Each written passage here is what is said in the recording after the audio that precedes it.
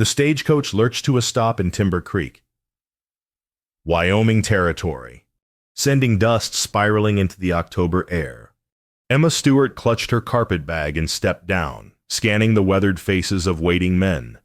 Her heart hammered against her ribs. She'd memorized the tintype photograph, a tall man with kind eyes, a daughter beside him. Now she searched for Thomas Brennan among strangers who measured her with curious stares. "And Mrs. Brennan." The voice came from behind her, quiet and steady. Emma turned.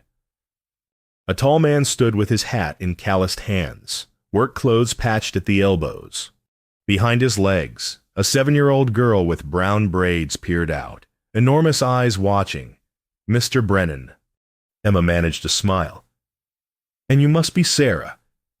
The child didn't answer, just pressed closer to her father's leg. Thomas lifted Emma's bag as if it weighed nothing. His hands were rough, his boots worn through at the heels. "The homestead's 5 miles out," he said. "Just me and Sarah. No ranch hands. Hope that's acceptable."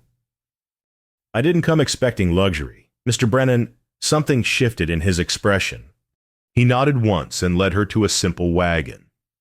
Sarah climbed into the back, still silent. Emma settled on the hard wooden seat beside Thomas as he took up the reins. The landscape opened before them, endless prairie rolling toward distant mountains. Autumn grass bent by wind. Thomas didn't speak, and Emma found herself observing him sidelong. His silence had quality to it. Not awkwardness, but consideration. The way he held the reins showed competence. His profile was strong, lined by weather and grief she couldn't yet name. "Sarah's been without a mother 3 years, he said finally. "She don't talk much to strangers." "I understand. We'll find our way together." He glanced at her. Measuring. Emma met his gaze steadily. Whatever test this was, she wouldn't flinch from it. The homestead appeared as the sun touched the western peaks. A modest cabin with weathered boards. A small barn listing slightly to one side. Garden plot showing the last of autumn's harvest. Split rail fencing marked the boundaries. Mountains loomed beyond like silent witnesses. Thomas helped her down. His hands were gentle despite their roughness. Sarah ran to the cabin without looking back. "It ain't much," Thomas said. "But it's honest work and clean living." Emma studied the property. The cabin's construction showed skill corners tight, roof sound despite age. The garden had been tended with care, even the barn, though weather-beaten, stood straight where it mattered. "I see a good man's work," she said quietly. "That's more than nothing." "Mr. Brennan." For a moment his guard dropped. Vulnerability flashed across his face before he shuttered it again. He picked up her bag and headed for the cabin. Emma followed, autumn wind promising winter's teeth. Through the window, she watched Thomas show Sarah how to gather eggs from the small henhouse. Their silhouettes gentle against the dying light. Father and daughter moved together with practiced ease. She unpacked her few belongings in the small room he'd prepared. A narrow bed. A washstand. A chair. Simple but clean. Someone had put wildflowers in a jar on the sill. This is real." Emma whispered to her reflection in the small mirror. "This is what I came for." And outside. Thomas's voice drifted through the walls as he spoke softly to his daughter. Emma couldn't make out words, but the tone was tender. She pressed her hand to the window glass, feeling the cold seep through. Tomorrow they would marry. Tonight she was still Emma Stewart, Philadelphia orphan and failed schoolteacher. Tomorrow she would become someone's wife, someone's mother. The weight of it settled over her shoulders like snow.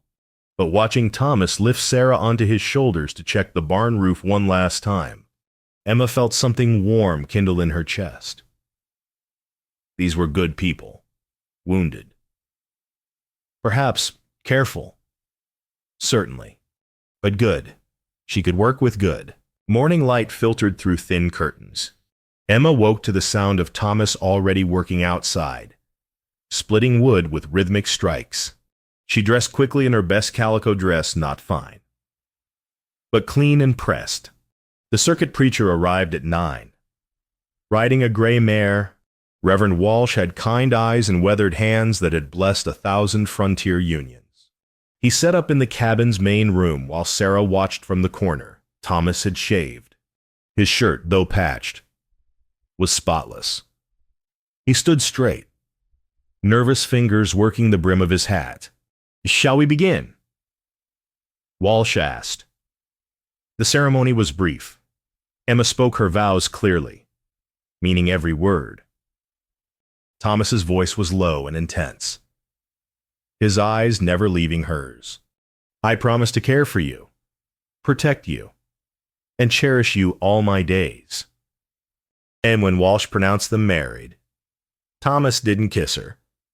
He took her hand carefully, as if she might break. Sarah crept forward and touched Emma's skirt, then darted back. They shared a simple breakfast: eggs, cornbread, coffee. Thomas ate with deliberate focus, his jaw working. Finally, he pushed his plate aside and folded his hands. "Emma, I need you to understand how we live here. We're careful with every penny. Winter's coming and stores got to last. No luxuries. No waste. That's it right with you. I didn't marry you for luxuries, Mr. Brennan." "Thomas," he corrected quietly. "You're my wife now. Call me Thomas." "Thomas." She tested the name. "And I meant what I said. I came here for honest work and a family to love." He studied her face, searching for something. Emma held his gaze, letting him look. Whatever he sought, she prayed he'd find it. After breakfast, Thomas led her outside to inspect the fence line. He showed her how to check for weak posts, how to brace rails properly. His teaching was patient, thorough. But Emma noticed how he watched her reactions, evaluating every expression, every word. The fence rails were old but well maintained. Emma ran her hand along one, feeling the smooth wood. Someone had taken pride in this work. The joints fit tight, the notches precise. You do good work," she said. "Learned from my grandfather. He believed in doing things proper. He taught you well." Something flickered across Thomas's face pane. Maybe. Or regret. He turned away, checking the fence line. Emma followed, learning the rhythms of their land. At midday, they returned to the cabin. Sarah had set the table. Bread and cold meat laid out. The child still hadn't spoken, but she watched Emma with cautious curiosity. "Thank you, Sarah," Emma said warmly. "That was very helpful." The girl's lips twitched, almost a smile. That afternoon, Emma examined Thomas's spare clothes to see what needed mending. She found quality fabric beneath the patches. Good wool. Tight weave. His boots were worn through, but the leather was fine. The stitching expert, even Sarah's simple dresses showed skilled handiwork in the seams. Nothing matched Thomas's claims of careful poverty. Emma said nothing. She threaded her needle and began repairs, puzzling over the contradictions. A man who spoke of counting pennies but wore clothes of quiet quality. A homestead that looked humble but showed master craftsmanship everywhere she looked. That evening, Thomas read to Sarah from a worn Bible. His voice was educated, his pronunciation precise. Not the rough speech of a struggling homesteader. Emma listened, her confusion deepening. She'd married a man she didn't understand. A man who was either more than he seemed, or hiding something he didn't want her to know. That night, lying alone in her small room, Emma heard Thomas murmur to Sarah through the thin walls. "She's a good woman. Little bird. We'll see if she stays that way." Emma's eyes opened in the darkness. Understanding flooded through her, cold and complete. This was a test. Emma woke before dawn, determination settling over her like armor. If Thomas wanted to test her character, she'd prove it with every action. She started the fire, prepared coffee, began breakfast when Thomas emerged. Surprised to find her already working, she simply smiled. "Morning, husband." His eyes narrowed slightly. Measuring again. Always measuring. The days developed their rhythm. Emma rose first. Worked hard. Complained never. She learned to milk the cow. Tend the chickens. Prepare meals from their meager stores. Thomas taught her ranch skills, how to repair tack. Stack firewood properly. Predict weather from the sky. Sarah began bringing her small treasures, a pretty stone, a bird's feather. Emma accepted each gift with genuine delight, tucking them carefully away. The child watched her with growing trust. At night, Emma taught Sarah to read using the worn McGuffey reader she'd brought from Philadelphia. The girl was bright, hungry for learning. She stumbled over words with fierce concentration, and when she succeeded, her whole face lit up. Thomas observed these lessons from doorways, his expression unreadable. Emma's own past haunted her in quiet moments. The Philadelphia orphanage, where she'd grown up, cold rooms, thin blankets, the constant gnaw of hunger. She'd survived by teaching the younger children, finding purpose in their small victories. When the orphanage became a school, she'd stayed on as teacher. For 10 years, she'd loved those children, given them everything. Then the funding dried up, doors closed. Emma found herself alone at 32. Too old for most prospects. Too educated for others. The West had called like a promise. A widower seeking a mother for his daughter. A partner for frontier life. Emma had sold everything for the train ticket west. She hadn't come expecting wealth or ease. She'd come expecting purpose, connection, the chance to matter to someone again, now.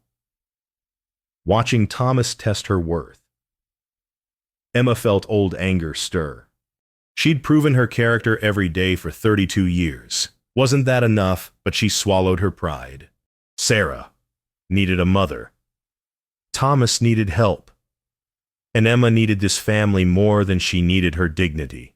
One morning, gathering eggs, Emma found Thomas already in the henhouse. He stood with a letter in his hands, expression troubled. When he saw her, he folded it quickly. "Everything all right?" Emma asked. "Fine. Just some business." "Thomas, I'm your wife now. You can talk to me. Some things are better left alone." Emma. The word stung. She nodded and continued her work. Hurt blooming in her chest. That afternoon, she found quality lumber in the barn, stamped with a brand she didn't recognize, Barbie Ranch, and a Ben Mankad. When she asked about it, Thomas's face closed completely. "Old stuff. Nothing that concerns you." Emma bit her tongue. She was building trust day by day, proving herself through action. But Thomas kept walls up, secrets locked tight. How could she reach him when he wouldn't let her in that evening? She stood in the garden plot at dawn, frost crunching beneath her boots.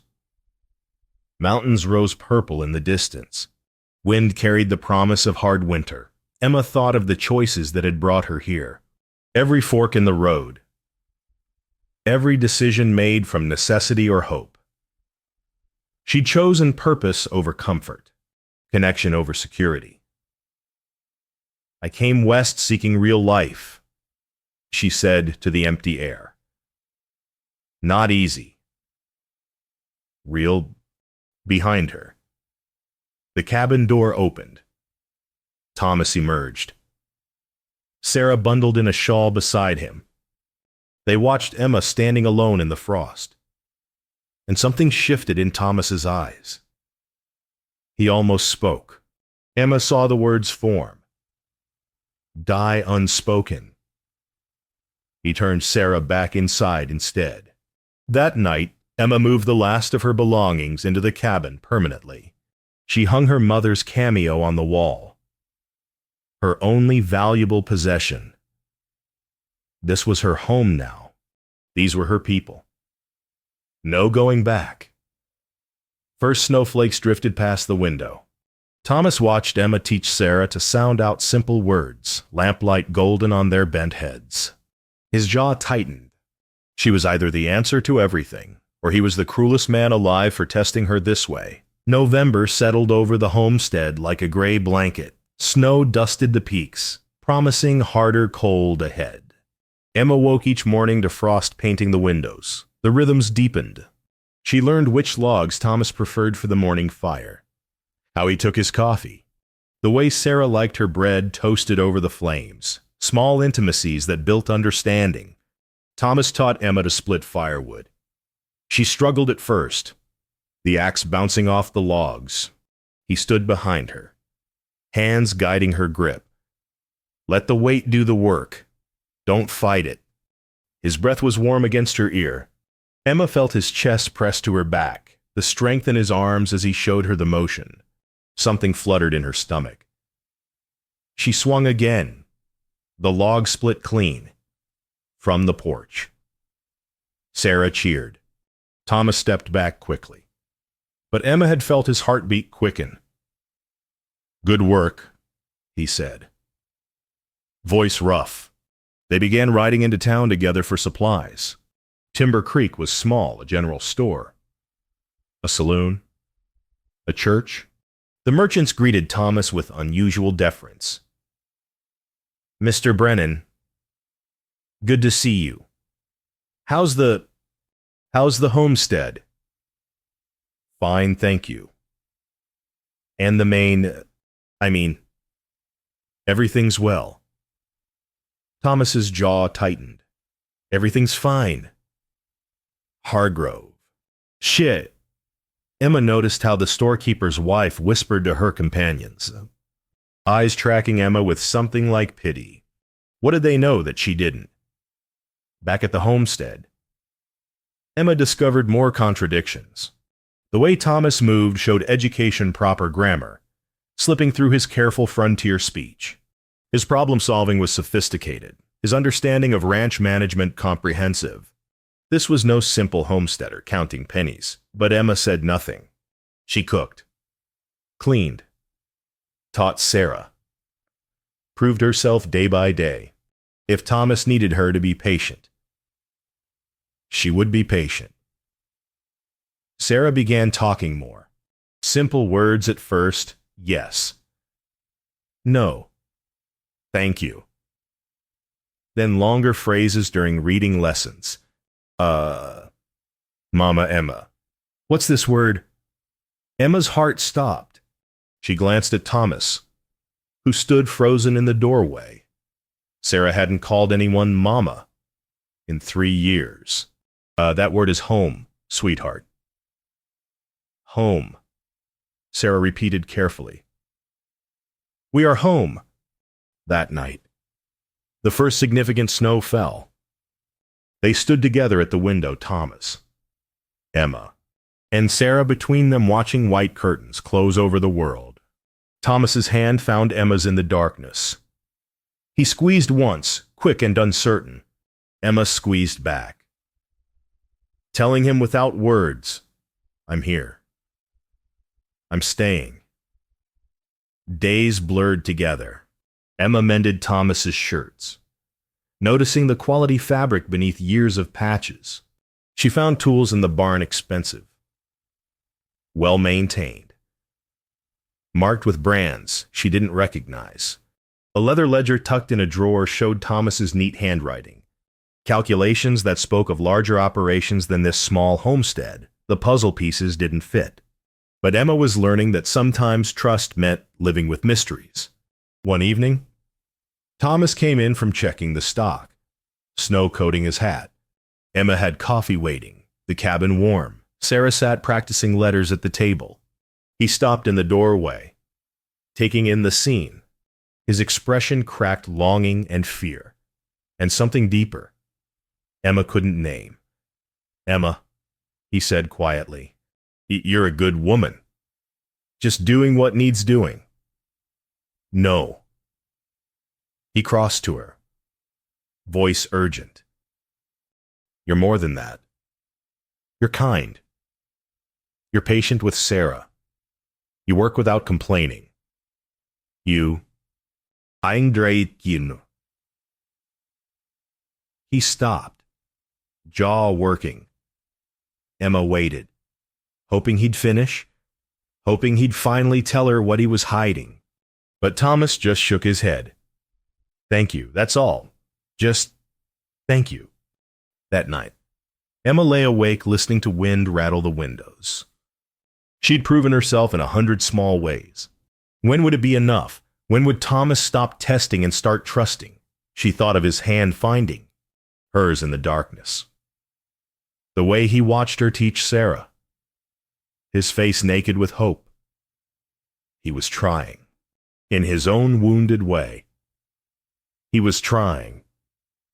Emma decided she could be patient a little longer. Outside, snow continued falling. Winter was tightening its grip, locking them together in this small cabin. Whatever Thomas was hiding, whatever test he'd set, they'd face it together. She had no other choice. December brought cold that bit through wool and leather. They sighed Zangxing. Snow piled against the cabin walls, turning the world white and silent.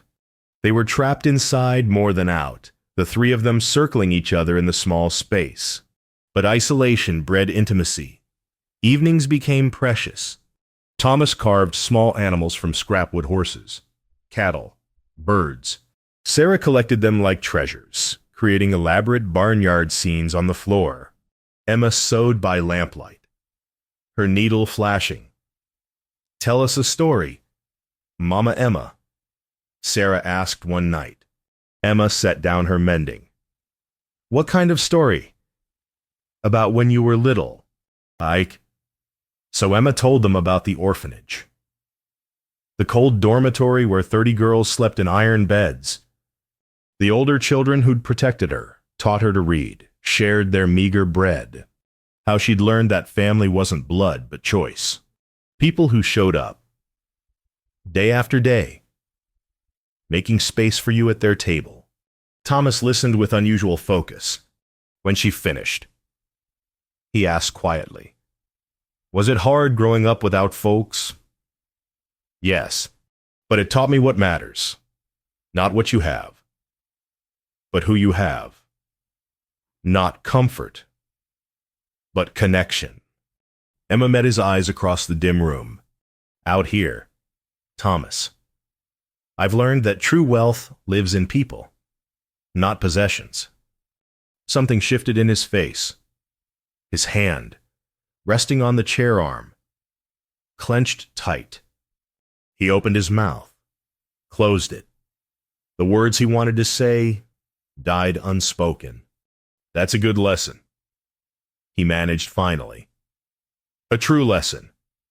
Later, when Sarah was in bed, Thomas and Emma sat by the dying fire.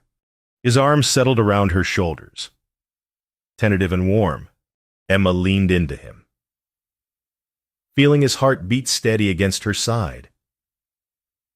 "Emma, I need to tell you something." Hope flared in her chest. "What is it?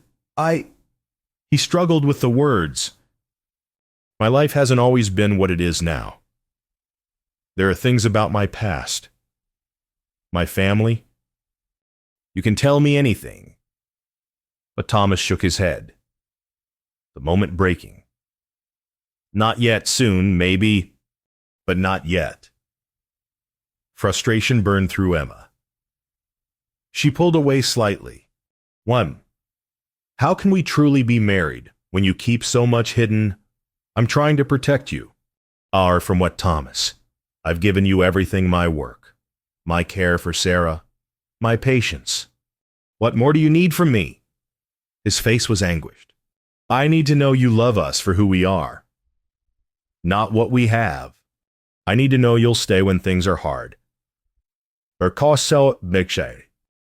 I'm here in this cabin in the middle of winter, aren't I? What more proof do you need? They stared at each other, the fire crackling between them. Thomas reached for her hand, brought it to his lips. You're right. You've proven yourself 100 times over. He swallowed hard. I'm just afraid. Emma's anger softened. She touched his face, feeling the rough stubble under her palm. I'm not going anywhere. Thomas Brennan, you're stuck with me. His arms came around her, holding tight. Emma felt him shaking this strong, quiet man trembling against her shoulder.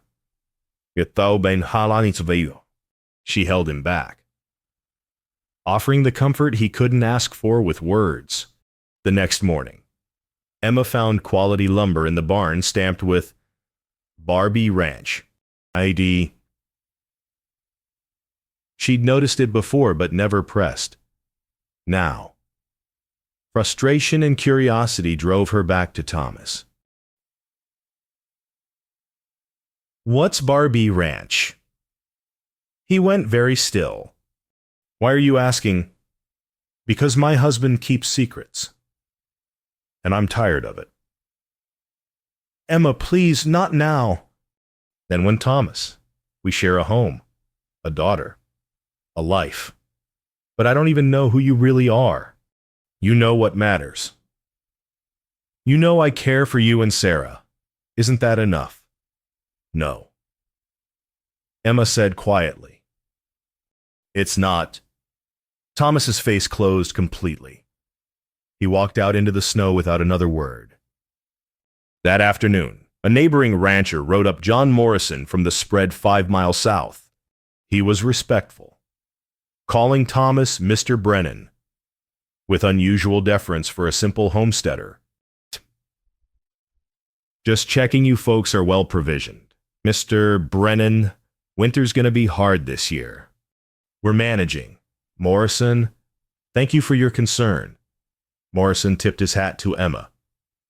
Ma'am, you're lucky to have married into the Brennan legacy.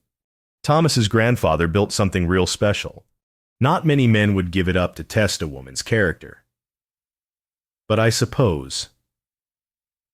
Morrison, and Thomas's voice was iron. That's enough. The rancher realized his mistake too late. He stammered apologies and rode off quickly. Emma stood frozen. Thomas, not now.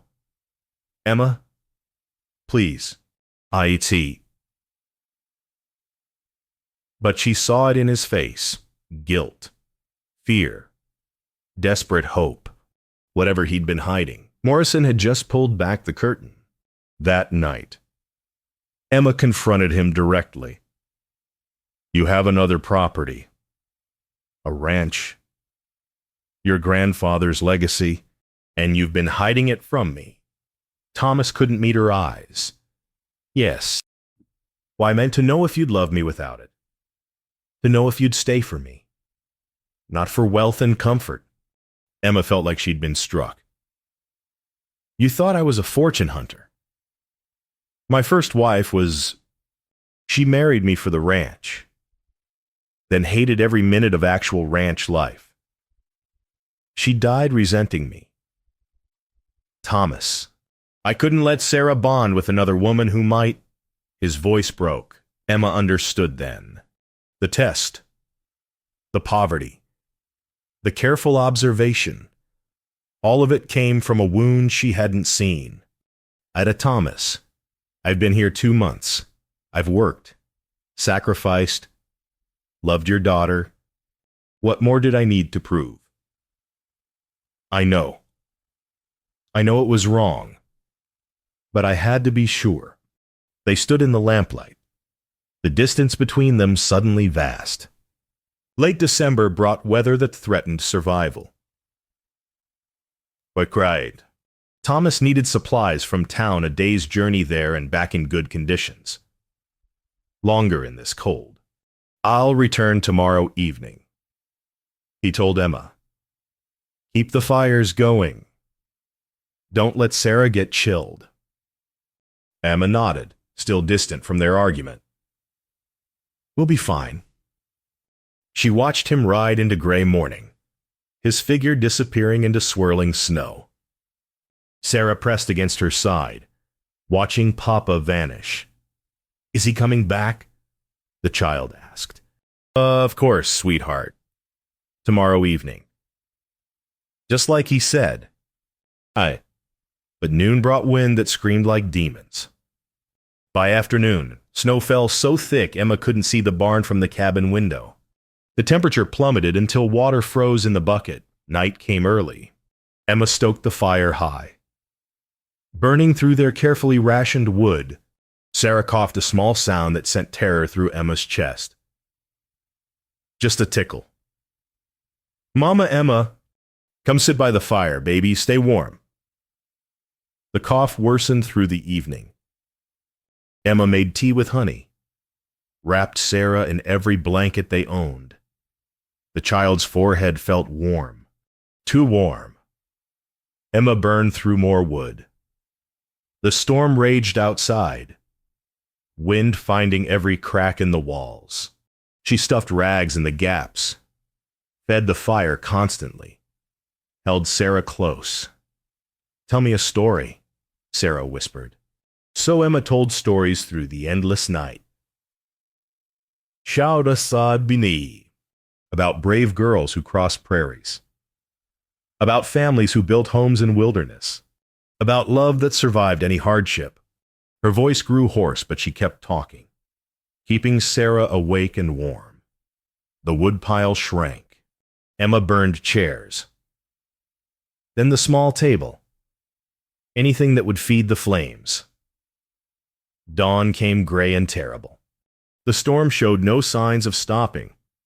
Sarah's cough was deep now, rattling in her small chest. Emma's hands shook with exhaustion and fear.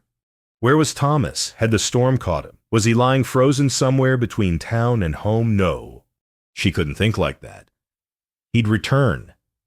He had to return. Sarah dozed fitfully. Emma held her, singing lullabies in a voice cracked by smoke and terror. Outside, the world disappeared into white fury. When the door finally burst open late that afternoon, Emma nearly wept. Thomas staggered in, coated in snow, ice frozen in his beard. He took one look at Sarah and his face went stark white. How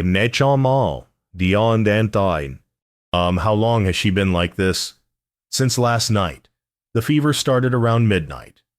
Thomas crossed to his daughter, felt her forehead, listened to her breathing. His hands were shaking. We can't stay here. She needs a doctor, proper shelter, medicine. Thomas, we can't travel in this storm. We have to. His voice was raw with guilt and fear. Emma, there's somewhere else we can go. Somewhere with supplies, warmth, help. But I have to tell you. What charade? Emma demanded, exhaustion sharpening her voice. Thomas, what aren't you telling me? He looked at her, his face stripped of all defenses. I own a ranch, 5 miles east. The main house has everything Sarah needs. I've been keeping it from you, testing if you'd love me without wealth. But the test doesn't matter anymore. Sarah matters. We leave at dawn. Emma stared at him. Even now, even with Sarah sick and danger pressing close, she felt betrayal knife through her chest. You've been testing me. letting us nearly freeze, endangering your own daughter. I know. God help me, I know. Sarah stirred, her small voice breaking the tension. Papa, are we going home to Grandpa's ranch? Thomas's eyes closed. Yes, little bird, we're going home. Emma looked at her husband, this man she'd married, worked beside, started to love, a man who'd built walls of lies to protect his wounded heart. Get some rest, she said flatly. It will need strength for the journey. That night, neither of them slept. Thomas kept the fire burning. Piling on the last of their wood, Emma held Sarah, feeling the child's fever burn against her chest, just before dawn. Thomas touched her shoulder. Emma, I'm sorry for all of it. She didn't answer. Couldn't answer around the hurt lodged in her throat. They'd talk later, after Sarah was safe. After they reached this ranch she'd never known existed. After Emma decided whether she could forgive a man who'd tested her love by hiding his truth. Dawn broke gray and bitter. The storm had passed but left deadly cold behind. Thomas loaded the wagon with everything warm they owned, his movements urgent. When you want to say to Cormiers, Emma bundled Sarah in layers. The child barely conscious. Her little face was flushed with fever, her breathing shallow. Mama Emma, I'm cold. I know, sweetheart. We're getting you somewhere warm. Just hold on. Thomas lifted his daughter with infinite care, settling her between them in the wagon. Emma wrapped her arms around the child, sharing body heat. They set out into the frozen world. The landscape was alien, familiar landmarks buried under snow. The trail nearly invisible. Thomas drove with grim focus, the horses laboring through drifts. Emma had imagined this moment differently. The reveal of Thomas's secret should have come with explanation, with time to understand and forgive. Instead, it came wrapped in crisis, tainted by Sarah's illness and her own exhaustion. How far? She asked. 5 miles, maybe 2 hours in this snow. 2 hours. An eternity with Sarah burning up between them. Emma held the child close, whispering prayers she'd learned in the orphanage. Please, please let her be all right. I've lost too many people. Don't take this child from me. The journey stretched endlessly. Thomas's jaw was locked tight, his knuckles white on the reins. Emma watched him and felt something crack inside her anger. He'd made a terrible mistake, but he'd made it from love and fear, not cruelty. Thomas, she said quietly, I know you're afraid, but I need you to hear me. He didn't look at her, but she felt him listening. I've given you everything I have. My work, my patience, my heart. I've proven my character every single day. That should have been enough. I know. No, you don't. Because you keep testing, keep hiding, keep holding back. Emma's voice broke. Adieu. How can we build a marriage when you won't trust me? I do trust you. Then why the lies? Why the test? Thomas was silent for a long time. When he spoke, his voice was raw. Because I couldn't survive losing someone else. If you'd proven false, if you'd wanted the ranch and not us, I thought I could protect Sarah by keeping you at a distance. But you didn't protect her. You endangered her. The words hit him like blows. His shoulders hunched. I know. God forgive me. I know. Sarah stirred between them. Papa, I'm scared. I got you. Little bird. Almost home. Emma took a shaking breath. She was angry, hurt, exhausted. But looking at Thomas's ravaged face, seeing his guilt and terror, she made a choice. I don't understand what's happening, she said carefully. But I trust you to keep us safe. Take us where Sarah needs to be. Thomas looked at her then, his eyes bright with unshed tears. You still trust me after everything? I trust that you love your daughter. I trust that you're trying to fix your mistakes. Emma touched his face briefly. That's enough for now. Like something broke in him. His hand found hers, gripping tight. They crested a ridge. Emma gasped. Below them sprawled a beautiful ranch, substantial two-story house with a wraparound porch, large barns painted red, corrals and outbuildings arranged with obvious planning. Smoke rose from multiple chimneys. A sign swung over the main gate, Bar B Ranch. Welcome home, Mrs. Brennan, Thomas said quietly. Emma couldn't speak. The scope of his deception took her breath. This wasn't just a ranch. This was wealth, legacy, an entire life he'd hidden from her. As they descended, ranch hands emerged from the barn. 3 men Emma had never seen before. They called out with obvious relief. Boss, thank God. We were getting worried. Get Dr. Thompson from town, Thomas ordered. Sarah's got fever and a bad cough. The hands moved immediately. No questions asked. Thomas drove straight to the house. A gray-haired woman appeared on the porch, the housekeeper, clearly, who'd been maintaining the property during Thomas's absence. Mrs. Hannigan, we need hot water, clean linens, and the bedroom prepared? Right away, Mr. Brennan. Thomas carried Sarah inside. Emma followed, her world tilting. The house was beautiful, fine furniture, warm rugs, her wedding photograph already sitting framed on the mantel. He'd planned this reveal, brought her photo ahead of time. Everything was a stage for his test. Mrs. Hannigan led them upstairs to a large bedroom with a carved 4-poster bed. She helped Emma strip Sarah's cold clothes, dress her in a warm nightgown from the wardrobe. He all saying I das here does. Fresh linens, heavy quilts, a fire already crackling in the fireplace. Sarah's breathing eased slightly in the warmth.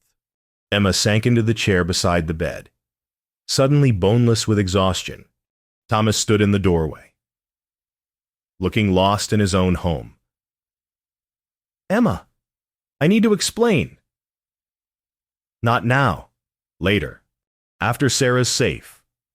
He nodded and retreated. Emma heard his boots on the stairs, heavy with guilt. She looked around the room. Rich wallpaper. Quality furniture. Evidence of wealth everywhere. This was what Thomas had hidden. This life, this legacy, this proof that he was someone entirely different than the man she'd thought she married. Emma took Sarah's small hand, feeling the fever burning. We're going to be all right, sweetheart. I promise. Whatever happens between your papa and me, you're going to be all right. But she wasn't sure she believed it. Dr. Thompson arrived within the hour. A competent man with a worn medical bag.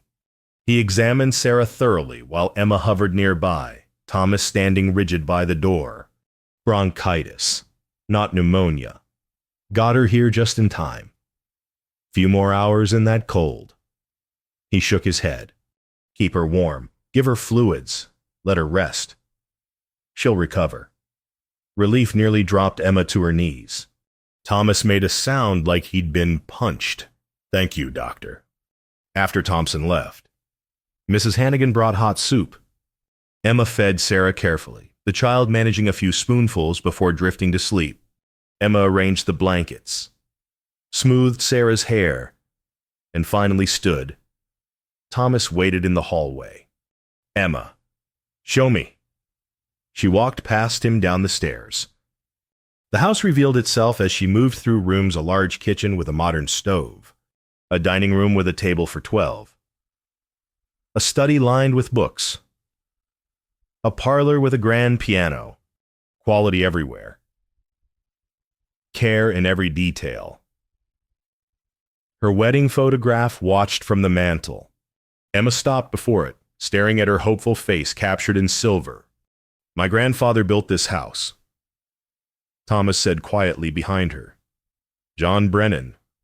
He came west in 1850, built the Bar B from nothing. 15,000 acres of prime rangeland. Biggest ranch in the territory when he died. Emma didn't turn around. He left it all to me. I was 22. Barely knew what I was doing. But I learned. Built it up even more. Met a woman in Denver, Rebecca. Beautiful. Educated. Refined. She said she loved me. His voice went hollow. She loved the ranch, the house, the prestige, the money. But she hated ranch life. Hated the isolation, the work, the reality of frontier living. We fought constantly. She got pregnant, and I thought maybe, but Sarah's birth was hard. Rebecca died angry and alone, resenting me to her last breath. Emma finally turned.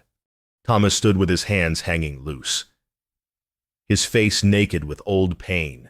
I swore Sarah would never bond with another woman who'd grow to hate us.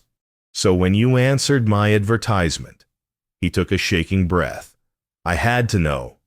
I had to be sure you loved me. Not my inheritance. So you tested me. Yes. Let me freeze.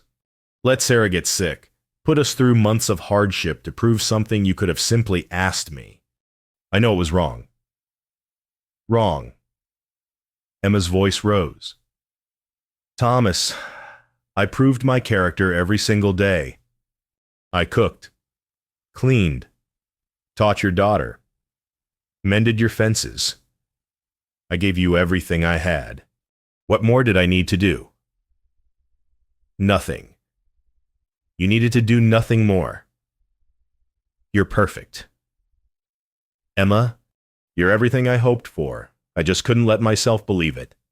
They stared at each other across the beautiful room. Emma felt tears burning behind her eyes but refused to let them fall. You tested me, she said quietly, but I wish you'd trusted me instead. Thomas moved toward her, hands outstretched. Emma, please. I'm sorry. I'll spend the rest of my life making this right. Just tell me. Can you forgive me? Emma looked at him. Really looked. She saw his grandfather's legacy weighing on his shoulders, his first wife's betrayal cutting deep, his love for Sarah overriding all reason, his fear so strong it turned him cruel without meaning to be. She saw a wounded man who'd made terrible choices trying to protect what he loved. I don't know, she said honestly. I understand why you did it, but understanding doesn't erase the hurt. Thomas, you could have talked to me, told me about Rebecca, about your fears. We could have built trust together. Instead, you tested me. Like I was nothing. You're everything. Then treat me that way. Emma's voice shook. A partnership requires honesty, trust. If we're going to make this marriage real, you need to stop protecting your heart and actually share it. Thomas's face crumpled. He crossed the room and dropped to his knees before her, taking her hands in his. You're right about all of it. I've been a coward and a fool. Emma, you've proven yourself 100 times over. The failure is mine, not yours. Please, give me a chance to do better. Emma looked down at this proud man kneeling before her, She thought of the months of work, the slowly built trust, the love she'd started to feel. She thought of Sarah upstairs, calling her Mama Emma with such hope in her small voice. She thought of the choice, before her stay, and build something real from this flawed foundation, or leave and return to the nothing she'd left behind. Get up! Thomas! He rose slowly, hope and fear warring on his face. I need time, Emma said. Time to understand this. Time to figure out who we are to each other without tests and lies between us. Take all the time you need. Emma walked to the window, looking out at the ranch she'd never known existed. The snow-covered land stretched to distant mountains, the legacy Thomas had hidden. Thinking it would corrupt her, I married a man who taught me to mend fences, she said quietly. I think by. That man is who I love, whether he owns 20 acres or 20,000. Behind her, she heard Thomas's breath catch. That man is still here. He said, the ranch doesn't change who I am. Emma turned to face him. Doesn't it? You let it change how you saw me, how you treated me. I know. I'm sorry. They stood in silence, outside. The ranch continued its operations, men moving between buildings, cattle lowing in distant fields, the machinery of a working ranch turning, all of it hidden from Emma, while she struggled to keep warm in a line shack. Show me the rest, she said finally. If we're going to start over, I want to see everything. No more secrets. Thomas nodded, relief flooding his face. He offered his arm. Emma took it, letting him lead her through the house that should have been hers from the beginning. They could start over, build something real. But first, Thomas would have to learn what Emma already knew. Love isn't proven through tests, but through choosing someone every day, trusting them with your whole heart. February came with the first hints of thaw. Sarah recovered completely, delighting in her real home's comforts. She showed Emma her books, her toys, her room with windows overlooking the mountains. I missed being here, she said simply. But I liked living with you at the cabin. Mama Emma, we were together. Emma held her close. That's the important part, sweetheart. Being together. The days found their new rhythm. Emma learned the ranch's operations, 15 hands employed full-time, 3,000 head of cattle, contracts with the railroad. Thomas showed her account books, introduced her to foremen, made it clear she was his partner. But nights were hard. Emma and Thomas circled each other carefully, the hurt still fresh between them. One morning, Emma took Thomas to the garden plot near the house. Snow was melting, revealing dark earth beneath. I want to plant here. Vegetables, herbs, flowers. Build something that's ours. Thomas nodded. Whatever you want. No. Emma turned to face him. Not whatever I want. What we want together. That's how this has to work. Thomas. He studied her face. You're right, together. What do you want to plant? They spent the morning planting rows of beans and squash, herbs for cooking and medicine, flowers Sarah could pick. Simple work with their hands in the earth, building something new. That afternoon, Thomas showed Emma his grandfather's journal, a leather-bound book filled with neat handwriting. Accounts of building the ranch, advice for future generations, wisdom learned through hard years. One passage was marked, real prosperity is measured in a man's character and the love of his family. Land and cattle can be lost, but what you are, who you love, that's the wealth no hardship can take. Aye. Emma read it twice. Your grandfather was a wise man.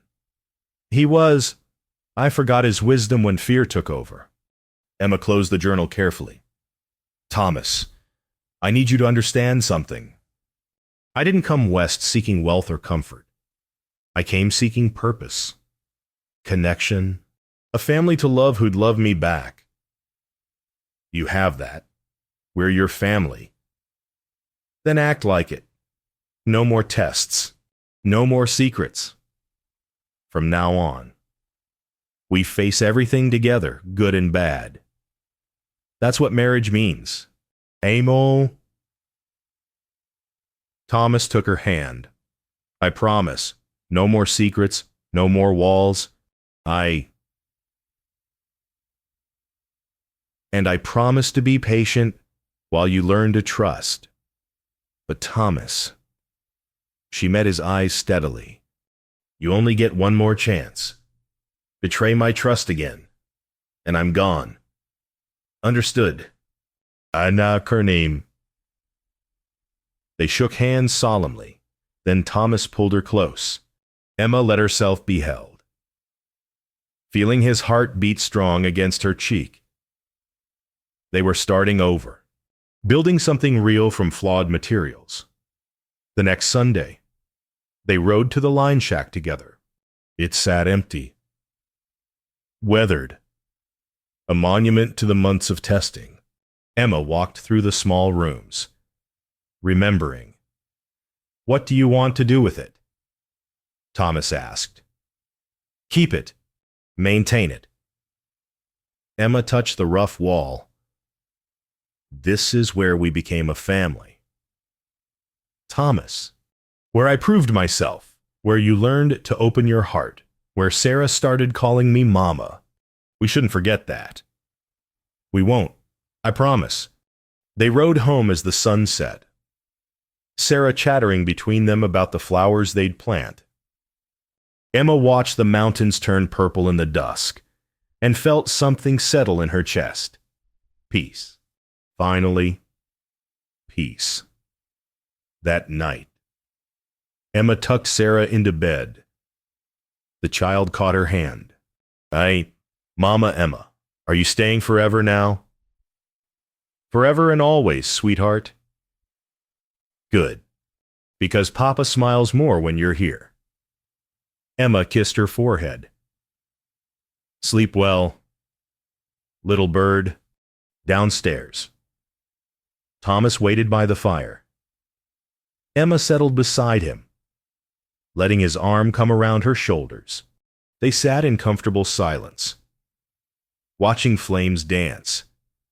Emma, Thomas said quietly. Thank you. For what? For staying. For forgiving me. For loving Sarah. For... He swallowed hard. For being exactly who you are. Emma took his face in her hands, making him meet her eyes. The greatest treasures can't be seen.